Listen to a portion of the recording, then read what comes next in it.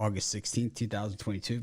Here with your live show. We're live 7 days a week, 365 days a year. Chris, we are at that time of the year where it's like, oh my God, these shows are like, oh, it's like I get up and sometimes I'm like, man, I don't even feel like doing the show. You know, it's just, it is some tough sledding here. But it's baseball. It just kind of keeps going. You kind of have the haves and the have-nots, and even those games are just, the lines are just crazy these days. And, I don't know. I struggle. Just being honest here. Yeah, I feel that. It's one of those things where it's just called the dog days of summer. It's just it drags on, but the solace we take here is that there's 11 days until college football starts, and it's a smaller card, but it's something. And then before you know it, you blink and we're gonna be into September, and there's gonna be everything starting to roll up again. So we only got to put up with a little bit longer. Yeah, just I know October can be tough. There's like not enough games, and then but the way that the schedule is this year, a little bit different. But we at least have a full card today of games, and things just keep rolling right along. I think I'm just sick of all these really big favorites out there. I think it's like this is boring. It is nice to see the Padres get it handed to them yesterday, and the Cubs too. It's like, why are the Cubs favored by that much against anybody? Just doesn't make any sense. It was fun to see them get beat by the Nationals. Yeah, it's always fun to see sort of an underdog win, but yeah, you're right. Some of these prices at this time of year are just sort of getting out of hand, and we've seen heavy favorites throughout the year, but I think this is where we're starting to see the volume of just a lot of heavy favorites, and not just one that's just a super heavy favorite. Yeah, we saw Garrett Cole get beat yesterday, for the Yankees. And we saw the Astros lose in Chicago to the White Sox, blow a 2-0 lead late in the game. Looked like they had the game well in hand.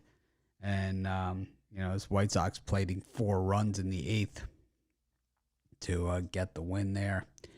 I don't know. I think today's card certainly could have more in store. And, we saw the Blue Jays get beaten down at home by the Orioles, and that one was really a statement. But, the Orioles did the same thing to the Rays in game 1, and the Rays bounced back in the next 2. But, I've talked about Alek Manoah and his conditioning a lot, over the course of the year. And this is that time, and these are those games, and you are starting to see his numbers, regress, in a big way. And a lot of that, I believe, has to do with the conditioning or lack thereof. Then, got preseason football. This should be kind of the preseason game this week, where we see starters in. And, probably the last time we see them until September, though, September, 8th, when the Rams take on the Bills on Thursday night.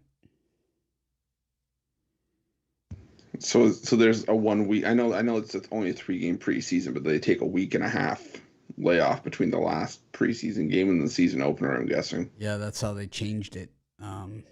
They added a regular season game, to make it 17 games, and then they took away a preseason game. And, in college, there is no preseason.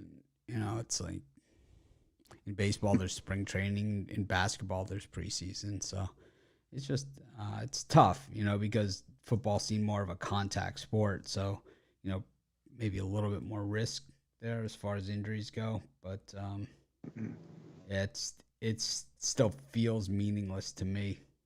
I struggle with it. I know that. But I'm like half ready, and kind of, the other half just wants me to take a nap. Of course, the Better Call Saul series finale was last night, and no, Chris, not a fan of the show, which is strange. Didn't say I wasn't a fan. I just haven't started watching it. Just haven't started watching it. Started 6 years ago. It was just 6 years behind on. Sorry, I shouldn't say. I just never started watching it. So, but I know that's my homework. By the end of the year, I've got to finish start and finish Better Call Saul. Yep. Well, anyways, I hit my big play yesterday. I think Chris hit his. I know Ron Romanelli hit his. I think Brian hit his. A lot of guys hit their big plays yesterday. The premium seems that the premium cappers have been super hot lately. Just seems that on a nice heater, and I think I love reading the YouTube comments and the Roniacs. They love the big chalk, and it's like the Astros, screwed me. It's like Ron's $15 play was the White Sox, so you kind of screwed yourself there. It's the way that works. But yeah. Anyways, let's get to the Roniacs are like the king of talking about their bets from yesterday, right? And it's always like ridiculously high amounts. The 10 game, my $2,500 10-game parlay. Yeah, it's always like their parlays always pay like $2,500 to $8,000. It's like and I never see those at the book. I was 1 game off on my 14 game. I'm 14 of my 3-game parlays. Yeah, I don't know. Picks or didn't happen.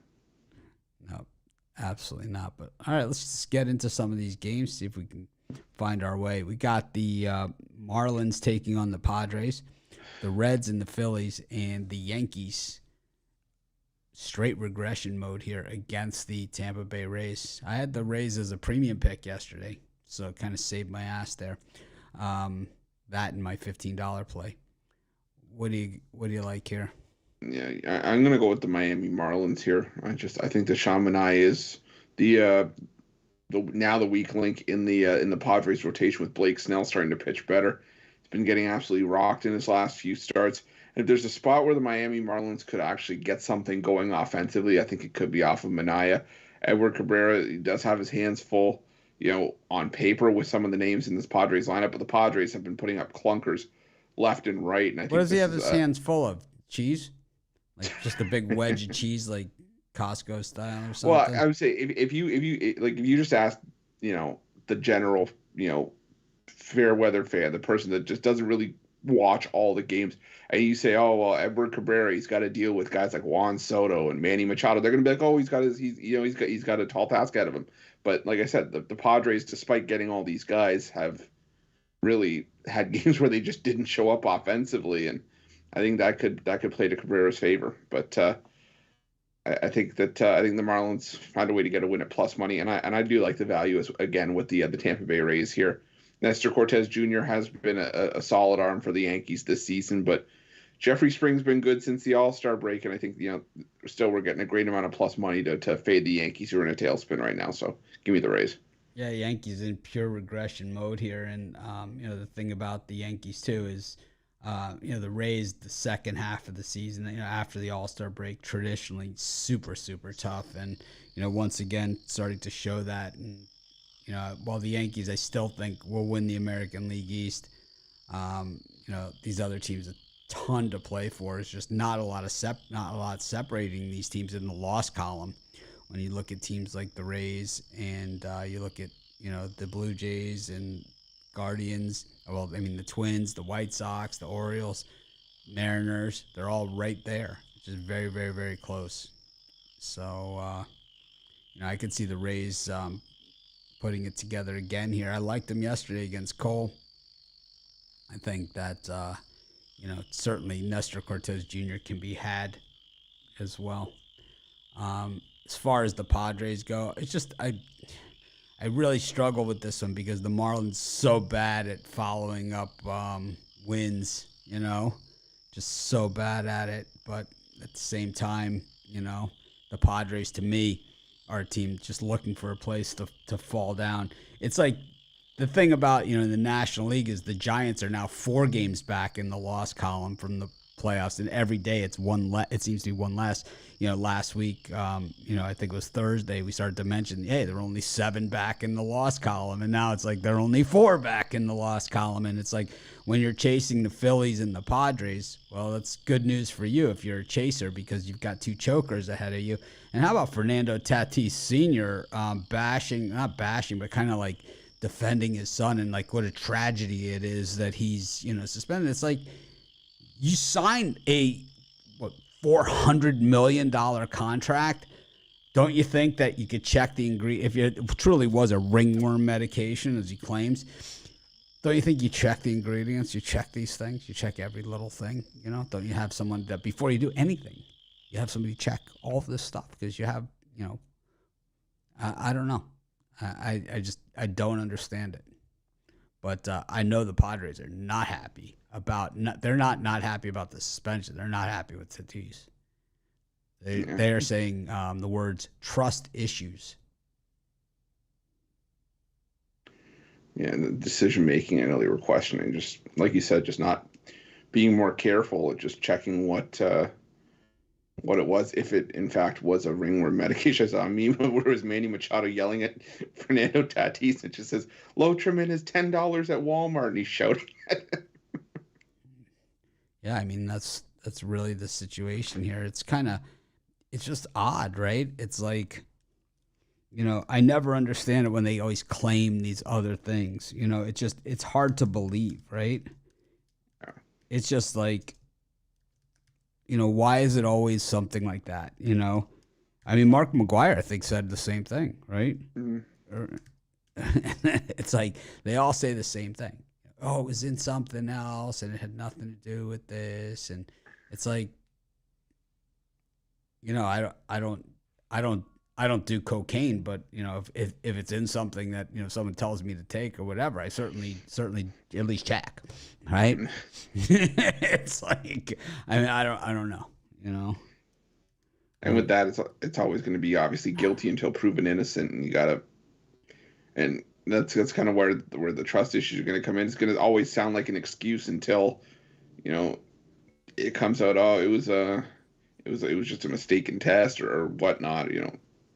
Until if I that think it's something like that out. brings down the whole team and really the organization and everything involved, and it kind of sucks the life out of it. Yeah, it takes the air out of balloon for sure. Yep. Anyways, let's go to our next slot. We've got the Nationals taking on the Cubs. Patrick Corbin up against Justin Steele. Got the Pirates up against the Red Sox and the Blue Jays against the Orioles. What do you got to say about this, Chris? Well, for me, for these games, I'm gonna go with the over 8.5 between the Cubs and Nationals. I might go with the Chicago team total here. Patrick Corbin's just been a disaster. 4-16 on the year, and ERA up over 7. His last 6 starts at 12.46 ERA, and there's going to be runs coming in bunches this game, and a lot of them might come from one side here. So give me the over 8.5 in this one, and I lean towards the Blue Jays minus 1.5. But I know they haven't been good against the American League in terms of covering the run line. I think it's 9 in a row they've lost on the run line against the American League. But Dean Kramer, not the same pitcher on the road that he was early on in the season, where he was actually pitching fairly well. He's given up 11 runs in his last couple of road starts, and they said Alek Manoah usually pitches a better ball at home, even if he does have some conditioning issues. So I'll lean towards Toronto on the run line at home in that one. I love the Orioles in this one against the Jays. Manoah is just way out of shape, and it's like, over the grind of 162 game season, I mean, that's where it starts to show up here in August, late mid-August, right? Second half August. Yeah. So this is where that conditioning and everything really kind of pays off. It's it's the 10th round of a 12-round fight, and this guy's 75 to 100 pounds overweight minimum. So I think that I think that's a big part of the problem. I think Dean Kramer's got such a big high side that when you look back at the Manny Machado. It wasn't the Manny Machado trade. What trade was it that they got him? It was definitely with the Dodgers. It was the Manny Machado trade. It was the Manny Machado to the Dodgers trade. The Orioles traded Machado to the Dodgers. They got back Dean Kramer and a couple other guys. And Kramer kind of was the centerpiece of the deal. And I just think, pitchers out of the Dodger organization, generally are pretty good. So I like Kramer, and I think that, I think he's got a little more left in the tank here than Manoah does. Look at some of the other games here. The Nationals, Cubs. it's so hard to take the Cubs. I just can't lay these kind of odds. And it's like in the video, I gave out the Cubs, but I just, man, there's no way I could bet them here. There's no chance. They're a lousy road team. They're not a good team. And Justin Steele is, he's a big strikeout guy, but he's not the bullpen that they traded away. They traded away. They had 4 or 5 good people in their bullpen. They traded them all away. So unless Justin Steele is going to go 9 innings, you can't trust the Cubs. And Pirates, Red Sox, it's Nick Pivetta. The fact that the Pirates are only plus 125 here should tell you everything that you need to know. Chris, what are you selling today? Well, for me today, I got my pick-off play, my $15 play. Hit with the Dodgers yesterday, looking to come back and make it back-to-back days here. Also have that $15 play as part of my Tuesday Top Tips 5-pack for $50 at PickDawgz Premium. Or I use that promo code AUG15, AUG15, all one word, all lowercase, 15% off at PickDawgz and Sports Chat Plays Premium. I got my $15 big play after hitting with the Mets on Sunday. I went back the opposite direction, took the Braves yesterday against the Mets, and that was, so I've had 2 easy winners in a row. I've hit about 70% of these big plays. I've not had a good baseball season, but it just seems that these big plays are just hitting on, at an alarming rate. So I'll take it any day of the week. So, I've got another $15 big play today. So, yeah, I think, you look at the comments and you see, Corbin on the mound, Chicago run. It's like, that's what everyone in the world is thinking. It's like, it's not how you make money betting on sports, that's for sure. It's how you lose a lot of money. It's either the Nationals or no play, that game. And I think sometimes not playing is the best play. Go to our next set of games, and we got the Guardians against the Tigers. First place Guardians, 8-2 in their last 10. Always strong finishers. We got those same Braves against the Mets. We had a rain delay in last night's game. The Braves were up 3-0 in that. They came out of the rain delay and just really hammered the Mets even further. They had one of those innings where it was just like they couldn't get anybody out. And then Twins taking on the Royals. Zach Greinke. This has got to be the farewell tour for Greinke. What do you think, Chris? Yeah, I'm going to go with the Detroit Tigers here, whether it's plus 1.5 on the money line, take your pick. But Zach, please, Zach, for me, not a minus 220 pitcher. I know the Guardians leading the AL Central. But, I'm not laying this kind of juice or chasing a run line with Zach, please. Zach is my starting pitcher. Garrett Hill hasn't been great, but, I usually make a pretty penny with the Tigers in these kind of big underdog situations. So I'm giving the Detroit Tigers in this one. And I also like the over 8.5 in the Braves and Mets. Charlie Morton's had issues with the Mets this season. The last time we saw Taijuan Walker up against the Braves, gave up 8 runs in just over an inning of work. Not saying he does that again here, but these are 2 pitchers that, they're capable of fully tossing a gem here, but I think the offense has come to play. I think this game finishes closer to 5-4, maybe even 6-5, something along those lines, but either way, getting us over that total of 8.5. So give me the over, Mets-Braves. I think Morton is, at this point in the season, is a lot more capable of a high side game than Walker is. Walker traditionally regresses, the second half of the season while Morton ascends. So Morton really hasn't done that. He's been more good game, bad game, good game, bad game, coming off the bad game. Walker, like we said last time out, Walker appeared to be tipping his pitches against the Braves and in that game. And the next time out, Walker was not hit like that. So either they didn't pick up on what he was tipping his pitch, or he's fixed it. And we're going to find out tonight in a hurry. If he hasn't fixed it, it's going to be Yurfie all day. That's for sure. That seems it seems the Braves batting order really is coming together. At least they did look like it last night. Even early in the game when the Mets were registered some outs, there was still really hard struck balls, so never really a good sign. And I think, after the Mets kind of hammering the Braves last week, now they're back in Atlanta, kind of maybe returning the favor. I kind of like the Twins there against the Royals too. Just, this is another one of those games that you even go to the run line, it's unbettable. So just it is what it is. I know other cappers have no problem giving these things out, but for me, it's like I'm not going to sell 190 and call it a premium pick by any stretch of the imagination. Same thing here with Cardinals-Rockies, Rangers-A's, and then the Brewers-Dodgers. Chris hammered in your video. I don't know. I'm going to guess you maybe took the Brewers in the video, but you got absolutely crushed in the comments on that thing. So probably a really strong play here on the Brewers with the criticism that you took there. Funny enough, I took the Dodgers in that video when it was at a coin flip price, and yeah, I don't know. I just think Brandon Woodruff, he is arguably and obviously the more tenured pitcher here. You took the Dodgers in the video because I didn't watch the video, but so this guy's just an asshole in the comments. Is that what that comes down to? Probably. Yeah. Or he just doesn't even watch the video. He just just acts like a turd ball. Yeah, probably. I leaned towards the Dodgers when it was at -110, mainly because I was just like, you're not going to get prices like this with the Dodgers, who have been the most consistent team and arguably the best team in baseball since the beginning of July. And I know it's Ryan Pepio in a bit of a spot start here, but I mean the Dodgers are still the Dodgers, and Brandon Woodruff, while he is obviously he's been in the league longer, he's the better pitcher here.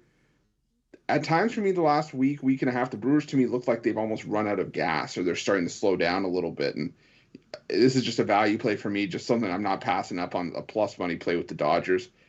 And I'm probably going to lean towards the Cardinals on the run line here. Don't love it with Jose Quintana, but the Rockies starting to falter again. And I think this is just one of those spots where the Cardinals smell blood in the water. They're starting to make a push for that division crown and win this one, something in the area of 5-3, 6-3 against the Rockies. So give me the Cardinals on the run line.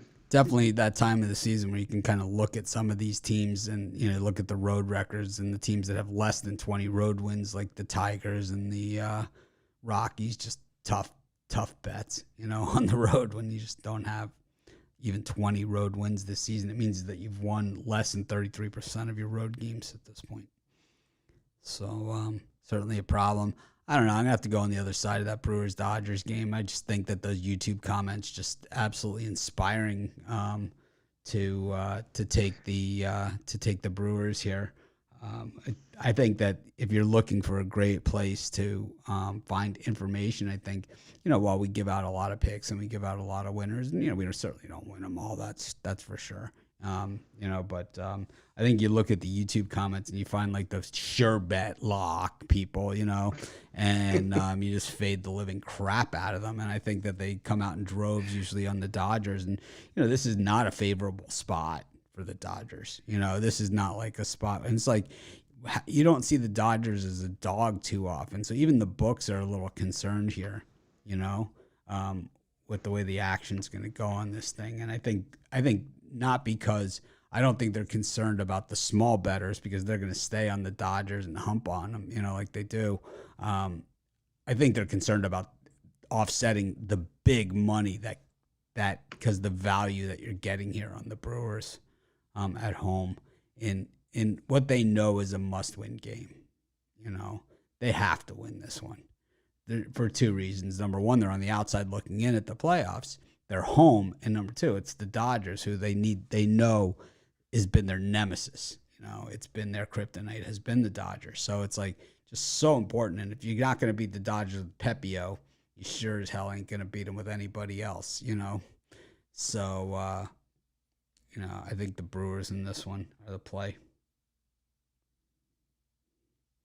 I don't think 99% of the money is on the Chicago Cubs. I think you have bad information. There's no reliable source out there that can tell you that information. I mean, there's certain ones that can show it at whatever, and I know that most of the money information that's out there is coming from offshore books. And with the legalization of U.S. Betting, especially now in some key states and some large states, you're seeing like a lot of that money has been offset to the U.S. books, so not included in that offshore money, and it kind of has skewed that data, making it a lot less reliable than it used to be. So, anyways, go to our next set of games. Got the White Sox and the Astros. The White Sox with that 4-run rally last night. Got the Angels and the Mariners. I'd love to do a study on those, on the money, where it finishes, where the money finishes at the first pitch or at kickoff or whatever, and saying if it's at this number, what the percentage of the time that and this and this and this and this, like what percentage of the time does team A win? What percentage of the time does team B? And just have like a massive spreadsheet of all that data, 64%, 65%, all of those, and I'm sure it's doable, but I would love to see it. But anyways, White Sox against the Astros. Got the Angels against the Mariners, and the Mariners now in first place in the American League wild card, but hardly safe. I think it's one game in the loss column. And then the Giants, who have now won 7 games in a row or 6 games in a row or something like that. They're on a heater. Jakob Eunice up against Merrill Kelly. Yeah, for this time slot, there's a couple of unders I like here. I like the under between the Seattle Mariners and Los Angeles Angels. I think Robbie Ray, his only real issues as of late have come against the Houston Astros. I think he can keep the Angels in check, even though the Angels have been finding ways to win games a little bit more frequently lately. And Jose Suarez, I haven't been a Suarez guy for much of the season. He hasn't allowed an earned run in 3 starts since the All-Star break. So take a shot with the under 7.5 in that one. Another low-scoring game between two offenses that are fully capable of stalling on any given night. We saw it from the Angels last night. I think we might see it from both teams today. And I really like the under in the first 5 between the Houston Astros and Chicago White Sox. You see Justin Verlander and Dylan Cease. And for me, that just screams pitchers duel. I know maybe that's the public way of thinking about it, but you have two of the best arms in the American League going at it in this one. I was looking at extended totals to the under in the first 5, under 1.5 at plus 350, under a half run. If you have a 0-0 game past 5 innings, it's plus 1,000. So I think that's definitely a great value play to have in your back pocket for that one. White Sox traditionally have their way with the Astros. It's just one of those teams. Certain teams just have other teams' number. Yeah. And the White Sox just have the Astros number. We saw it again last night. I like the White Sox in this one. I think you're right. I think it's not decided by these starting pitchers. I like the Mariners to get it done against the Angels and Giants. To keep it rolling against the Diamondbacks. I think the Giants catch either the Phillies or the Padres or both. I think they catch one or both. Anyways, parlay time. All right, well, I'll go with the Houston Astros, Chicago White Sox first 5 under. I'll go with the over 8.5 Braves and Mets, and I'll take the Tampa Bay Rays. I'm going to go with the Washington Nationals, parlayed up with the Brewers and the White Sox. This is Mitch with Chris. Thanks for joining us. Make it a winning day. Appreciate each and every one of you.